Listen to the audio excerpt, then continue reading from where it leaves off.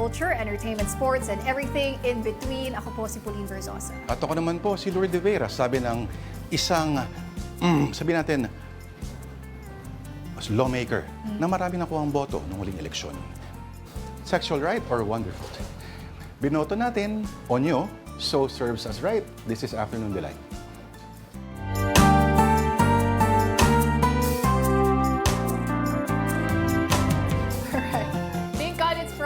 Friday na po, and shabu, as we say here, Wow. on this show. At PDA alert. No! Salamat, Jesus, at Biyernes na ulit. Pero gusto ko yung shafu talaga na sinabi mo. Ano siya po? Sabi mo, di ba? Salamat, Jesus, at Friday na ulit. Shafu. Okay. Woo! Alright, so August 16 na po, and just like that, it's the weekend again. TGIB. Bago na naman. Oo. Thank God, it's Biyernes. Yeah. Okay. So every week may bagong version, ano? Pero yan, it's finally the weekend. Anong plans mo? Mukhang kailangan mo yata, boses mo pala parang kailangan ng Alin? rest. Magpapahinga ako this weekend. Ikaw? Trabaho pa rin? Hindi, ako sasakay ng gondola. Wow! Dun sa isang mall sa... Apo, habang kumakanta ng When the moon hits your eye like a big pizza pie, that's amore. Gusto ko yun talaga yung plano mo, ah. Baka magka-condo ka na rin na 3-bedroom unit. Aha, of course. Kano ba yung ganun? Ha? Magkano yung ganun? 32 million pesos. Kayang-kaya yan. Hello guys! Nako, 32 million pesos baka mo. Jackpot kayo dahil sa programang ito. Information na nakakaaliw, minsan nakakabaliw, parang nakakabaliw na amoy ang Hindi mo ba gusto yung ninyo. amoy? Gusto ko. Parang nababutter ka sa amoy. Well, matapang naman talaga amoy, no? Pero sige, bago natin na pag-usapan yung ating delight, pakilala muna natin siya. It's our delight of the day is beef kebab. So kung naalala niyo po kahapon, 'di ba, ang aming last isaw or I saw the sign, anong nakalagay doon sa shirt? Mukha bang kebab to? Kebab yan.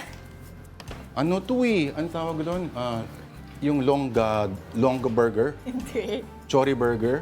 Oh, sa bagay, mukha Mukha siyang siyang ganun. patty na pinipit lang. Ang alam kong kebab, yung nasa stick or nasa Yes. skewer. Tapos may mga, May diba? mga... Huge chunks of meat na may onions and tomatoes, di ba? This is a different kind of kebab, pero masarap pa rin yan. Ito, isa yan sa mga comfort food ko. Parang pag gusto ko talaga kumain ng Parang iiyak ka comfort na. food, no? At parang Hindi, naluluha ka na. Ayan, Naalala naiiyak mo ako pa rin sa ba yung father ni kebab Carlos eh. Yulo? Oo, naiiyak ako. Ay, pinag-uusapan kanina yun. Oo nga. Oo. Okay, pero speaking of ang ating delight of the day, Beef kebab. beef kebab, ano, nauso na rin yan dito sa Pilipinas. Parang marami na rin mga restaurant ang nag-serve ng... Beef or chicken kebab ka? Ako, beef. Mhm. Ikaw? Alam mo, okay sana yung chicken. Pero kasi dito, ang tendency nila is they use yung breast part, yung pecho ng chicken, na sabihin natin hindi masyadong malasa. Pero, marunong ka ba gumawa ng kebab? Hindi. Ang preparation, of course, is, well, meat with, you marinate in lemon juice, and yogurt. Yun ang basic, lemon Oo. juice, yogurt. Anong seasoning? Kaya mo yan? Ha? Hindi. Yun pinaka-basic. Variations, ang dami kasing klaseng kebab. May Right, shish, may right. doner, may, my God, ang dami. Bawat isang area, may kanya-kanyang kebab.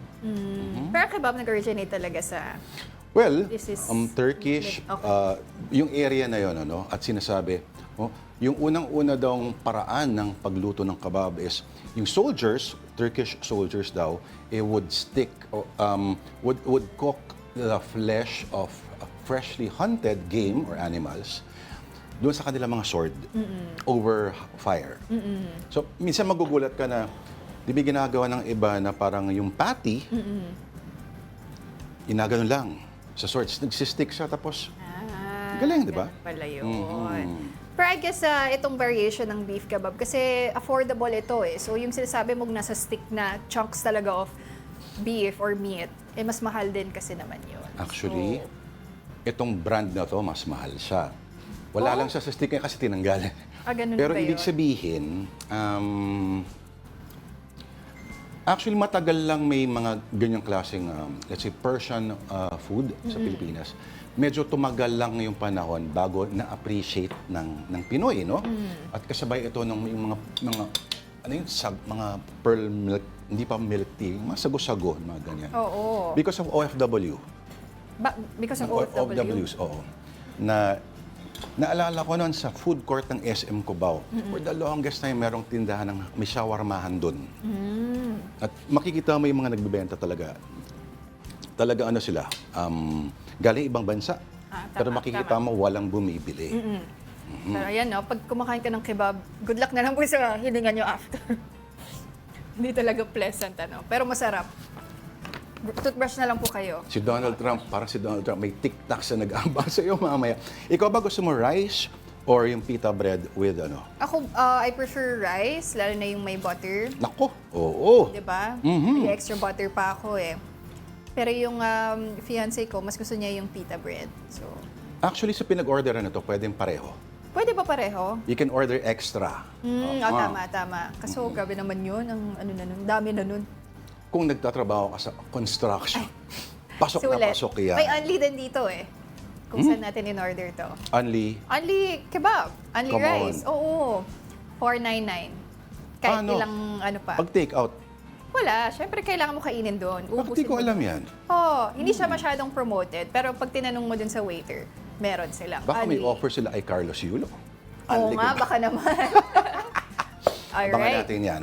So, yung kanilang parang salsa, Yes. at meron silang hot sauce and yogurt. Yes. Alam mo ba ang number one selling na pagkain sa Britain ngayon?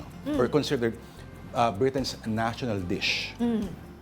Is chicken tikka masala. Which is parang chicken kebab. Actually, ang UK to Indian, Indian origin. Ibig sabihin, this is the revenge of the colonizers, kumbaga. Magandang fun Kumbaga, fact. parang sa Amerika, naging national dish nila yung tapsilog. Ay, oo nga. Parang gano'n, di ba? Mangyayari kaya yun. Alright. But for now, it's time to check out some stories on social media. Sige nga. Okay, our first story, ito po, on One News, Gilas Pilipinas moves to 34th in FIBA rankings. Aba, 34th. Oo. Okay, ano ba number one ngayon? congratulations Germany, tama? To the Philippines. If I'm not mistaken, yes, it's Germany. Germany, Check kasi natin, sila yung nag-champion doon sa yung FIBA. FIBA World Cup. Oo. So, 34, Tita Pao, mas alam mo ito. Ito ba relatively ay mataas-taas o ito ba yung improvement of 34 from saan tayo nanggaling ba? Sige, i-check natin ano. Wala kasi tayong article dito on the rankings. Pero ang Philippines kasi, so far it's had a good campaign. Alala natin ng Olympic qualifiers. Maganda yung pinakita ng Gilas. Ano? May mga tinalo pa silang upset. And ayan, lalo yung Latvia, di ba? Nung ginulat nila yung Latvia, isa yan sa mga dahilan kung bakit tayo umakyat sa FIBA rankings. So, we moved up to number 34. Dahil nga yan sa Olympic qualifiers, ang ibang mga bansa bumaba naman like Jordan, ayan, naging 35th. Pagdating sa Asia Pacific zone, umakyat din daw ang Gilas to number 7. So, malaking, it's good news, no? Na ang ating national men's basketball team ay umaakyat pa rin sa world rankings. Getting there. Jordan, baka mo na, ungusan natin. Nauubusan kayo. na natin ng Jordan. Anong be like Mike pinagsasabi niya? Oh. Oo. Pero anyway, sige, idikit na rin natin itong storyang to, Tita Pao, ano? Ito. Sorry, ang number 1 pala is United States. US pa rin. Yes, so still banking on their Paris Olympic gold. Yan. Ganda naman kasi talaga nung campaign nila in the Olympics. Ang ganda nung yung discussion ng ilang mga stand-up comedians, parang it takes tremendous skill daw para magmukhang nahirapan sila. Ganun. Doon sa versus France. Oo. So, sinadya nila yon. Nakita mo naman, si Curry, sinasadya niya nang huwag pumasok yung bola, i-default talaga niya pumapasok. Oo, tama. My God, ang tindi talaga. And it was such a feast, watching LeBron James, Steph Curry in one team, Kevin Durant. Hindi natin alam kung actually makikita pa natin sila, in the next Olympics. Playing together in one team kasi NBA magkalaban sila, di ba? So, Correct. Si Bronny ba Wala pa tayo doon. Your favorite player. Pero, okay. Naniniwala ka ba doon sa theory ko dati na yung US basketball, well, the NBA in general, ang tendency nila, they'll take things easy na naman. At sobrang moxie hoots pa. Right. At sasabit sila. Like yung team noon na nag-cause ng tinatawag na the Redeem Team. Ito yung nag-bronze lang ang US basketball. Oo. Which for them, krimen talaga yun. No, parang cycle kasi talaga siya, no? Medyo yun yung napansin ng mga tao. Like, nung FIBA World Cup last year dito sa Pilipinas, hindi naman talaga sila nag-send ng superstar. So, ang ending noon, hindi nakakuha ng podium finish ang Team USA. And, but then, sa Olympics, sabi ni LeBron, di ba, na, let's call all the superstars, Curry, ganyan, inassemble niya yung Avengers na tinatawag niya. Avenger. Sabi niya talaga Sino nga ba yung US Avengers. team nun? Last year, Oo. here. Anthony Edwards, yung mga bata, Tyrese Halliburton, yung sa Lakers, yung white boy, I forgot his name. White boy talaga. So, the white guy. hindi, Bill kakalaro lang Laimbeer? niya dito. Sorry, Pistons pala yun. Basta, yun. So, and then after that, they bounced back and they wanted to assemble the best team for the Olympics. So, baka ganun ulit yung maging cycle, ano? Correct. Okay. Kasi I think yung parang pinaka-metaphor doon, if you... Austin Reeves, sorry, ngayon ko lang If alam. you've seen the Redeem Team documentary, Tita Pao, sa Netflix po yun, para sa akin, metaphor yung sila Carmelo Anthony, Carlos, hindi ulo, yung may balbas. Boozer ba yun? At mga batang superstars ng NBA, party sila sa Las Vegas. They went home lang 4:30, lasing na lasing sila. Lo and behold, nakasalubong na sa elevator lobby elevator. Walang iba kundi si Kobe Bryant na papunta sa gym at pinapawisan na. Pa-training, oo. So, ganon ang buhay. Yes. That's why he's Kobe at kayo ay walang mga sing-sing karamihan ko sa mga yun. Grabe talaga yung ginawa ni Kobe Bryant for the game. He really inspired a lot of players na if you want to become the best, you have to put in the work. Walang shortcuts yan. And si Kobe is not the type to yung masyadong mag-e-enjoy talaga, like you mentioned. Kasi ganun siya dati. Noon mas bata siya. Showboat nga tawag sa kanya ni Shaq noon, di ba?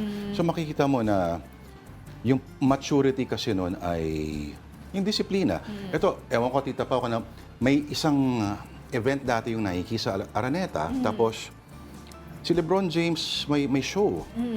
Hindi siya exactly basketball game, pero para siyang may performance, may ilang tapos may mga sasayaw, may rap, parang extravagant. I think it was on for 2 hours. It ended around 10:30.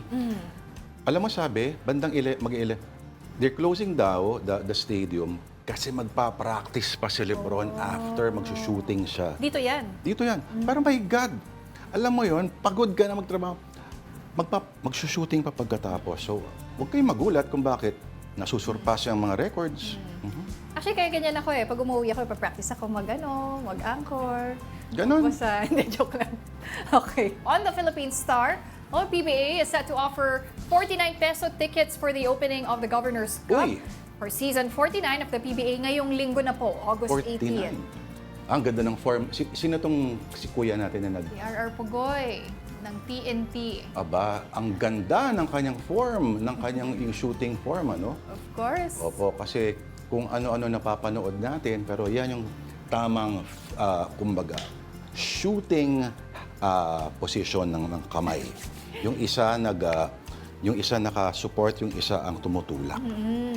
So ayan po, this Sunday na po magbubukas ang PBA.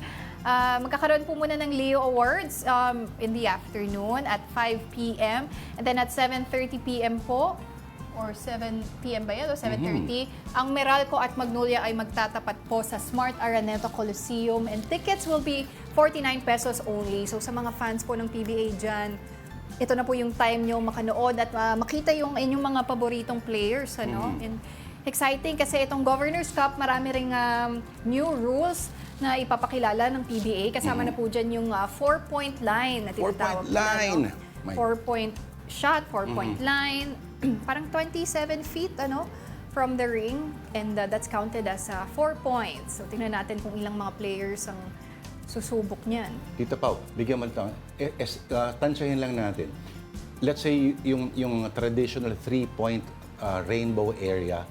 From there, let's say mga gaano pa kaatras kaya ang 4-point line. So may dalawang guhit, ganun ba? May dalawang guhit na. Yes, magkakaroon ng dalawang guhit. And pero sabi nila ang 4 points, kasi meron ding mga leaderboard sa 3-point shots, di ba? Marshall Lassiter, ganyan, L.A. Tenorio. If mag 4 points sila, still counted as 3 points yun. Doon lang naman as far as tallying yung inyong record. Oo. Ito ay para mas maging exciting ang mga games, tama, Tita Yes, Pao? oo. Siyempre, grabe yun to si mga, di ba, Pero malala yung tira. Pero si Paul Lee ang nakikita ng lahat na, ayan, dalawang guhit yung nakikita natin. Ano ba yun? Yan, oo. Kasi nilaro to, trinay ito sa NBA All-Star, ano? And ito, susubukan ng PBA to apply this season po. So we'll see how players will take advantage of that. Kasi 4 points, di ba? 2 ano na yun eh. 2 baskets na yun agad eh. So, magkaganda yung laro. Or si Curry na tumira from the rainbow area na na-foul. The last one. At may kagat-kagat pang mouthpiece. At ganun maglakad. Para nawala ng vertebra. Okay, so abangan natin yan. Okay, kaya raw 49 pesos yung ticket ay dahil itong 49th season. Tama ba, Tita Pao? It's the 49th season of the PBA. So murang-mura na po no, yung tickets. So please do watch. Ito po, 49 pesos sa upper box section in the box. Saan bang upper box? Kung may picture tayo na... Ito yung picture ng Araneta Coliseum. Itong nasa likod ng mga players, hindi yan yung upper box? Hindi. Tsaka hindi yata sa Araneta to eh. So, pero maganda na rin naman yung upper box. Usually kasi, hindi ko alam kung magkano yung presyo talaga ng upper box, ano? Pero murang-mura na yung 49 pesos. Para sa opening game lang ngayon, For hindi the naman for opening the whole game. season. Yes, this is only for the opening game. 49 pesos. This Sunday po yan sa Araneta Coliseum. Okay, may mga ibang teams ba? Okay, ang line-up daw ay, of course, yun pa rin, ano? O may mga dinagdag ba? May bagong Yan team? pa rin po ang ating teams. We've got 12 teams. Pero ang maganda rin pala this season or dito sa Governor's Cup, ano, i-divide ang 12 teams into 2. So 6-6 and then magkaka-double round robin. Dati kasi single round robin maghaharap lang ang teams, di ba? Pero ngayon, dinivide na sila into 2 groups sa magkakaroon ng crossover quarterfinals, ganyan. Wala ko Tinatry nila naintindihan sa yung sinabi bago. mo. Wala ba? Sorry. Basta dinivide sila into 2 groups 2 ngayon. groups. Okay. So, parang category... Group A, Group B. Tapos yung mga winners of Sila certain lang, groups. yan. Dati kasi lahat Yes, rambulan. magtatapatan lang kayo once. Anong advantage naman ito? Pero hindi kaya medyo sabihin ng iba na parang delikado to kasi paano kung magharap yung dalawang malalakas and they cancel each other. Ganun na yun. Ganun na yun eh. So, it's more exciting, I guess, also. You'll see teams facing each other twice dito sa elimination round. And maganda na rin to see new changes sa PBA. Ano? Okay. Parang... So, may malaking chance na magtatagpo, let's say, ang Terra Firma versus mga Converge, mga ganyan. Yes, oo, tama Pero yan. wala sila, nasa lineup ba sila? Yes, oo. So, na-divide lang into 2 ang 12 teams. Ay, Next oo time, nga. try natin ipakita na lang yung Ito, division may of kinilik teams, ako. ano? Kinakabahan ako kung ano lalabas dito. Okay. Wag na. Oo. So basically ito, Ay, team grouping. So Group A, tama ka, so Converge, Terra Firma, Northport, TNT, Magnolia, Meralco. Group B, sabi mo malalakas, diba? Kasama na San Miguel and Ginebra, nasa Group B po yan. So it's up to them na kung paano nila didiskartehan yan, ano? Pero it's a new change and we welcome it in the PBA. Napaka-exciting. Alright. So mark your calendars, itong Sunday na. Sunday talaga. May alala, may isang event na mangyayari sa Sunday. Alin? Anyway, mga kapatid, sa Sunday, maliban sa birthday po ng isang kakilala natin, 5 p.m. sa Araneta, 49 pesos ang tickets ng upper box. Ng upper box po yan. Baka naman mas mahal doon sa pinaka-bleachers. Bakit? Baka- Baliktad? Magkano ba usually sa upper box, kung may idea? Kaya nga parang I'm not sure kung Sa mura yun. 200 ba or 300. Magkano sine ngayon, di ba? Oo naman. So, live 5. Yun kaya per game or 2 games yung mapapanood mo? Well, isa lang naman yung game sa Sunday. Meralco versus Magnolia. So, kasama na rin ata yung opening. So, sulit na yan kasi may mga performances pa, I believe. Abay, ganun Tingnan natin. So, ano pa ba yung mga changes daw? So, maliban sa 4-point line, may anong tawag? Groupings, Grouping oo. system. Balikan natin kanina yung isang nakabukas na no? So, unlimited height for Commissioner's Cup imports. Ba't dati ba? Anong limit? Dati, 6'10". Yan, 6'10" lang ang limit para sa mga reinforcements. Mhm. Pero ang unang conference po for this PBA season is Governor. So, we're opening with that this Sunday. Ang Commissioner's Cup po is susunod po sa Governor's Cup. And sabi ni Commissioner Willie, pinag-aaralan po nila na bakit tanggalin na nga daw po ang height limit for Commissioner's Cup. Kasi yung mga fans, meron ding mga ilan nag-suggest na dapat tanggalin na nga yung height limit doon. O, yan. Okay, ang sabi ni Commissioner Willie Marshall, talagang new look ang gustong gawin ng board pasimula sa year 50 natin. Para magkasabay ang Itbulaga at saka PBA. Talaga? Next year din ang 50 year. Mag-50 na yata sila Interesting to Ayan, abangan natin yan. So, yan, big changes are coming up for the PBA this season. This Sunday na po simulan yan. August 18 at Smart Araneta Coliseum. At baka magka-guest team pa daw sa second conference. Yes, Sino kayang guest team yan? Kasi last time merong Bay Area Dragons from Hong Kong. At nakatapat nila yung Hinebra sa finals. Pero natalo Oo. Muntik-muntik ka na yun, ha? Muntik ka na yun. Sa yung Philippine Arena. Yung Australian team na nakarambulan dati. Nandun ako noon sa Philippine Arena. Mismo? Talaga? Oo, nandun ako. Nagulat na lang ako. Parang nag-video pa ako Sabi ko, teka, bakit nagrarambulan na sila? And then, the rest is history. At witness ka sa history. Oo. Abangan natin yan. Okay, from the PBA, punta naman tayo sa USA. USA. Okay, ng USA, of course, ang overall pinakamaraming medalya sa huling Olympics. Pero, mukhang mas matinding kompetisyon o mukhang iniiwan na yata ngayon yung isang presidential candidate. Okay, here's a non-sports story. On USA Today, Trump uses tic-tacs to explain inflation. Okay, ang tic-tacs, nakikita nyo yan sa mga convenience stores, no?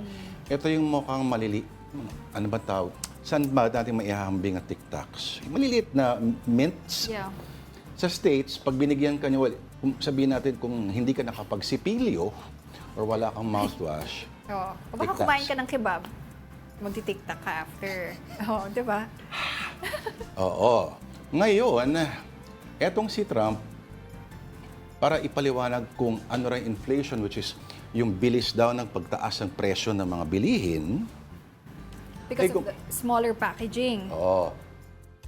Kumuha ng isang regular size na box ng tic-tac at isang mas maliit. At sabi niya, itong maliit daw, ito yung inflation ngayon. So, medyo mali yata ang Mali sabi. yung kanyang Kasi para mo sinabi na, comparison. parang kinumpara mo yung Coke in can, tsaka yung 1.5. Totoo. Oo, 1.5 liters ng Coke. Na, kaya raw mas maliit yung isa, Dahil sa inflation. dahil sa inflation, medyo up. Sorry po. Supposedly, ito ba dapat yung, sabi niya, yung advice kasi sa kanya ng kanyang campaign team, no, is to stop at the personal attacks and focus on issues. Oo. Kasi pababa yung ratings niya, the more he rants and Attacks. raves. At yung attacks niya kay Kamala is increasingly becoming more sexist Okay. and racist. Kasi sinasabi niya, she's a low IQ person na, wow, talino mo, bye. Ganyan, di ba? So, nag-viral ba to? Itong TikTok comparison Pinagtatawanan ngayon yan ng mga sa Amerika. Mga Oo nga naman. Ba't mo naman late-night kasi comedians. i-compare ang inflation sa TikTok? Hindi ba pwedeng naglabas lang talaga sila ng... Pero may ganito talagang TikTok na packaging. Ito lang nakikita ko Oo lagi. nga At ito ay may Napaka-baby size Pinoy naman version nito. na kasi medyo mahal ito. Tama. At may low sugar TikToks pa. Okay. Would you believe? At si Trump, magugulat ka, lagi may baong candy. kung naalala mo na parang nakikipag-meeting siya sa leaders ng NATO, so sila Angela Merkel et al. Pinipilit siya na, sabi niya kasi baka mag-pull out, di ba? Alam mo ginawa niya? Kaharap niya itong mga sila Merkel et al. Naglabas siya ng candies.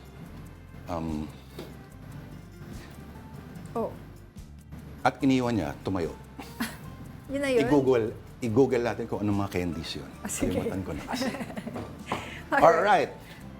Moving on to news from Hollywood. Well, in connection with the death of Friends star Matthew Perry, well, his assistant and 2 doctors were among those recently charged for the actor's fatal overdose last year. Now, here's a report from the Associated Press. 5 people have been charged in connection with the death of actor Matthew Perry, who suffered a fatal ketamine overdose in October 2023. They include a licensed physician and an alleged San Fernando Valley drug dealer who have been arrested. Best known for the TV sitcom Friends, Perry was found face down in his hot tub last year. Law enforcement, my office, and our partners represented on this stage began an in-depth, wide-ranging investigation. That investigation has revealed a broad, underground criminal network responsible for distributing large quantities of ketamine to Mr. Perry and others. This network included a live-in assistant, various go-betweens, 2 medical doctors, and a major source of drug supply known as, quote, the ketamine queen. An autopsy found that the amount of ketamine in his blood was in the range used for general anesthesia during surgery. Matthew Perry sought treatment for depression and anxiety and went to a local clinic where he became addicted to intravenous ketamine. When clinic doctors refused to increase his dosage, he turned to unscrupulous doctors who saw Perry as a way to make quick money. Without performing any medical evaluation or monitoring, they supplied Matthew Perry with large amounts of ketamine in exchange for large sums of money, charging Perry $2,000 for a vial that cost Dr. Chavez approximately $12. Perry had struggled for years with addiction. The drug ketamine has seen a surge in use in recent years as a treatment for depression, anxiety, and pain. 2 of the defendants, including Perry's assistant, have already pleaded guilty to charges. All right, on a lighter note, 2-time gold medalist Carlos Yulo's personal life is still the target of some comments on and offline. That and more stories from Newswire correspondent MJ Marfori. 안녕하세요. 안녕하세요. In high spirits nang makausap natin ang all-star cast ng much-talked-about K-drama ng Disney Plus na The Tyrant. Bida rito, sina Cha Sung-won, Kim Kang-woo, Jo Yun-so at ang nagbabalik na si Oppa Kim Son-ho. Gaganap siya bilang si Director Choi na pinababantayan ng isang bioweapon. Reunion project niya ito kay Director Park Hoon-jung na nakasama niya sa pelikulang The Child. 정적인 인물이었고 또 He's a very dry and difficult person. I had to go on a diet. Why? What diet? 좀 쓸쓸하고 좀 Because my characters are very lonely and dry character. He doesn't feel like eating. Sumikat si Son Ho sa hit K-drama na Startup at Hometown Cha-Cha-Cha bago niya kinaharap ang isang pagsubok sa kanyang karera. Pero sa kabila nito, maigting pa rin ang suporta ng kanyang Filipino fans. Kagabi nga, nagpa-watch party pa ang fans club ni Kim Son Ho sa Pilipinas. We love you, Kim Son Ho! Kaya naman para sa aktor, espesyal sa kanyang Pilipinas at Filipino fans. Nangangako siya na magiging proud ang fans sa kanya sa The Tyrant. 했던 작품입니다. I'm confident that I like the character and my fans will like it too. How about you? Did you enjoy the show? Yes, episode 1 to 4, but I can't say it yet. Thank you. Welcome, Samida! Showing na ang The Tyrant sa Disney Plus. Huwag kayong issue! Yan ang sagot ni Chloe San Jose sa mga chismis na hindi sila okay ng isa sa mga coach ng nobyong si Paris Olympics two-time gold medalist Carlos Yulo. Kasunod ito ng post ng social media personality na si Zian Gaza na hindi raw pumapayag si Chloe na mag-post si Kaloy ng pictures kasamang ibang babaeng coach. Tinablayan ni Chloe at nilinaw na good friend sila ni Coach Lynn Hazel. Bilang patunay, naglabas pa siya ng litrato nila magkasama. Sa gitna naman ng lumalabas sa mga issue sa pamilya Yulo, nagbigay ng payo ang nanay ni People's Champ Manny Pacquiao na si Mommy Junisha para kay Kaloy. Dong, Carlos Yulo, mahalin mo ang nanay mo. Huwag ka magtanim ng kim-kim ng samang loob. Kaya mahal na mahal ka niya. Nandang ang payo ko sa iyo bilang nanay. Nakakami si Mami Junisha, no? Oo, matagal-tagal natin hindi nakikita yan. Oo. At ang ganda ng lighting niya. Wow. Very spiritual. Alright, so time out muna kami. Marami tayong kwento sa inyo sa pagbabalik po ng Afternoon Delight.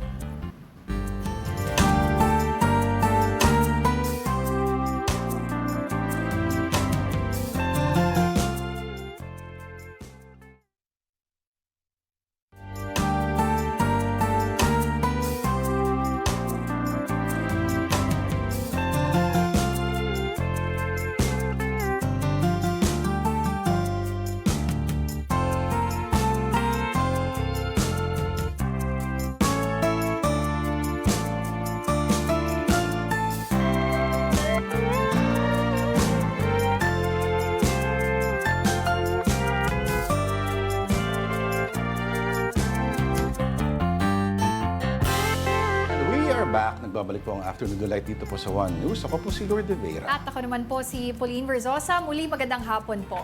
And now, here's a quick rundown of some stories on One News.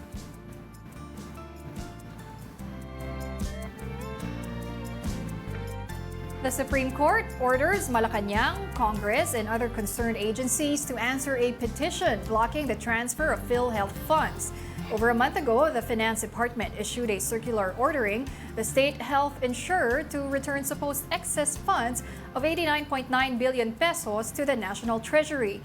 But petitioners that include former Finance Undersecretary Shelo Magno called the DOF order unconstitutional and illegal. The High Tribunal has given the respondents 10 days for notice to submit their comments. The Philippine Statistics Authority will adjust their methodology in determining who are food poor. PSA said they used a standard made by nutritionists for their report that said a food budget of 64 pesos is enough to sustain one person in a day. NEDA earlier said only those spending less than that amount is food poor. The Health Department said there are no active cases of Mpox in the country so far. This comes after the World Health Organization declared the virus a global health emergency. The country has recorded 7 cases of Mpox in December 2023, and all of them have already recovered. And President Bongbong Marcos moved the observance of the Ninoy Aquino Day to August 23. Former Senator Aquino was assassinated on August 21, 1983. In Malacanang's Proclamation number 665, it said the move was for a longer weekend and to promote domestic tourism. August 26, Monday, is also a non-working holiday for National Heroes Day. In the meantime, Smartmatic founders surrendered to the authorities in the U.S. The question is, will former COMELEC chairman Andy Bautista be next to give up? Let's find out in this report. Smartmatic founder Roger Piñate and former Vice President for Hardware Development George Miguel Vasquez have surrendered to authorities in the U.S. This is in connection to the bribery and money laundering charges filed against them for their alleged involvement in the 2016 Philippine elections. The two were charged with former Commission Elections Chairman Andy Bautista and former Smartmatic Global Services Unit Vice President El Moreno. American news organization The Miami Herald reported that Piñate posted a bond of $8.5 million. Meanwhile, Vasquez was released on a $1 million bond. Piñate failed to enter a plea, while Vasquez pleaded not guilty to the charges. The U.S. Justice Department earlier reported that the two allegedly paid $1 million in bribes to Bautista. This is to obtain the rights to providing voting machines and election services for the 2016 elections. Comelec is also planning to file separate charges against those two. In an interview with Storycon, Comelec Chairman George Garcia unveiled plans of filing separate charges to those who are involved in the Smartmatic case. With regard to Bautista's whereabouts, Garcia said Comelec has no updates about him and whether he will also surrender to authorities. Simula po kasi nung na-file yung kaso ng USDOJ sa Florida court ay nawalan na rin po kami ng communication doon po sa mismong kumukontak sa amin before para sa mga dokumento, para sa mga gusto ma-interview ng mga tauhan namin. So ngayon po completely para may blackout po doon sa bagay na yan. Our hero. That's how Gymnastics Association of the Philippines President Cynthia Carrion Norton described sports patron and PLDT Chairman Manny V. Pangilinan. And during a press briefing for MediaQuest Holdings companies, Norton narrated how MVP helped two-time Olympic gold medalist Carlos Yulo achieve his dreams of being a world champion. Norton said MVP was the first to provide help when she needed support to send Yulo to Japan for his training. She also said that one of the first phone calls she got when Yulo won in Paris 2024 was from MVP. When I went to Ricky Vargas listened to me and I told him, Ricky, I promise you someday he will win a gold medal. Just give me the money. So he said, okay. He said, I'll talk to Manny Pangilinan. And Manny Pangilinan came through and he gave me the medal through Al Panlilio. All right, you're still watching Afternoon Delight here on One News, but it's time for another breather. We'll be right back.